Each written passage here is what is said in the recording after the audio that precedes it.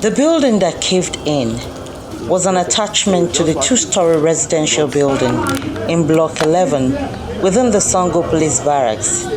Journalists had a hard time recording footage from the site of the collapse as police operatives placed limitations to certain areas. From the back of the collapsed building, more cracks are evident, showing a structure that is fast wearing out and in dire need of repairs. According to NEMA, this barracks is more than a century old.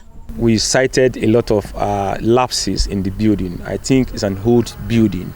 The exact causes of the building is the fact that it's an old building which has been existing for at least for more than a century. And because of lack of renovation or restructuring on constant basis to keep the building at the normal level of standard, there was a neglect of the building and it has been showing some signs. NEMA says the building within the barracks had showed signs of possible collapse as it had cracked in many areas. It said before this part of the building eventually went down, the occupants had evacuated themselves, a move that helped forestall what could have been a disaster. It is during the process of being evacuating these people, that aspect of the building collapsed. And thank God, nobody got injured, and no life was lost.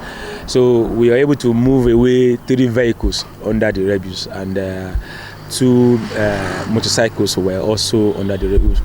And I understand by now, I think because of the volume of the pressure, there's generators, about 4 generating sets were there.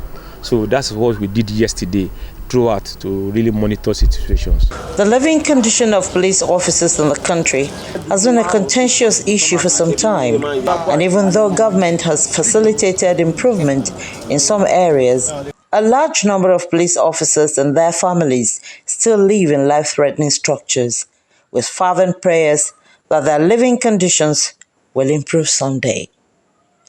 Bukola Uriowo, Channels Television News.